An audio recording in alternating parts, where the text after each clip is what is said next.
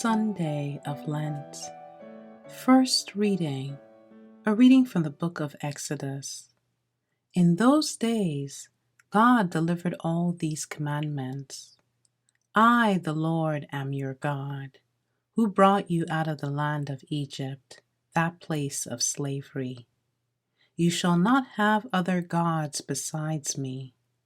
You shall not carve idols for yourselves in the shape of anything in the sky above, or on the earth below, or in the waters beneath the earth.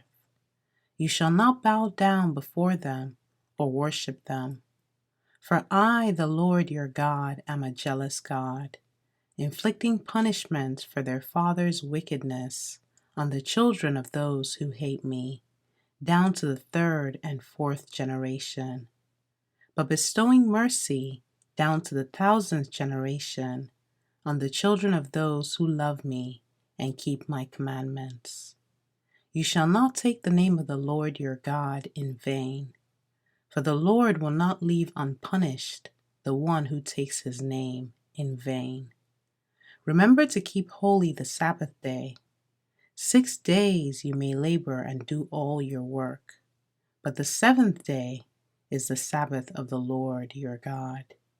No work may be done then either by you or your son or daughter, or your male or female slave, or your beast, or by the alien who lives with you. In 6 days the Lord made the heavens and the earth, the sea, and all that is in them. But on the seventh day he rested. That is why the Lord has blessed the Sabbath day and made it holy. Honor your father and your mother, that you may have a long life in the land which the Lord your God is giving you. You shall not kill. You shall not commit adultery. You shall not steal. You shall not bear false witness against your neighbor. You shall not covet your neighbor's house. You shall not covet your neighbor's wife, nor his male or female slave, nor his ox or ass, nor anything else that belongs to him. The word of the Lord.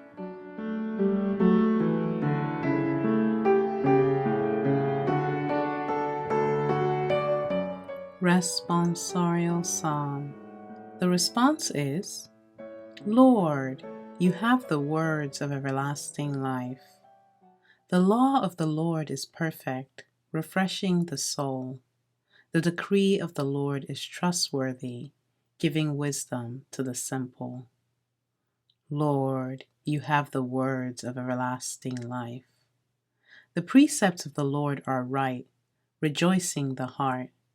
The command of the Lord is clear, enlightening the eye. Lord, you have the words of everlasting life. The fear of the Lord is pure, enduring forever. The ordinances of the Lord are true, all of them just. Lord, you have the words of everlasting life. They are more precious than gold, than a heap of purest gold, sweeter also than syrup or honey from the comb. Lord, you have the words of everlasting life.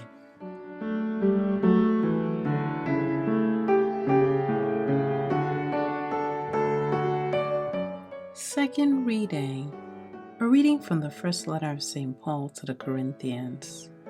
Brothers and sisters, Jews demand signs and Greeks look for wisdom, but we proclaim Christ crucified, a stumbling block to Jews and foolishness to Gentiles. But to those who are called, Jews and Greeks alike, Christ, the power of God and the wisdom of God. For the foolishness of God is wiser than human wisdom, and the weakness of God is stronger than human strength. The word of the Lord.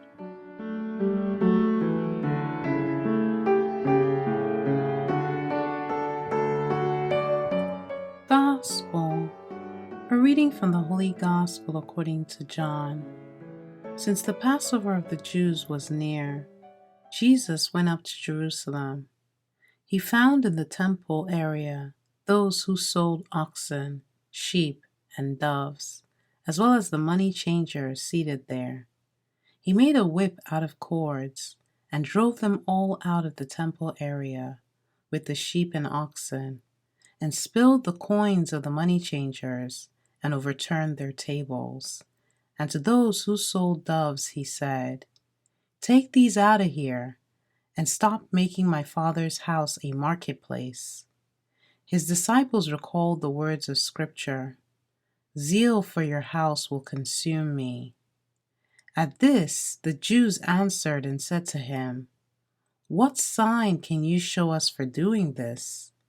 Jesus answered and said to them, "Destroy this temple, and in 3 days I will raise it up." The Jews said, "This temple has been under construction for 46 years, and you will raise it up in 3 days?" But he was speaking about the temple of his body.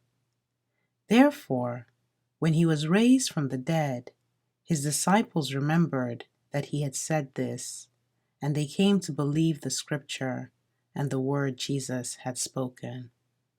While he was in Jerusalem for the feast of Passover, many began to believe in his name when they saw the signs he was doing. But Jesus would not trust himself to them because he knew them all and did not need anyone to testify about human nature. He himself understood it well. The Gospel of the Lord.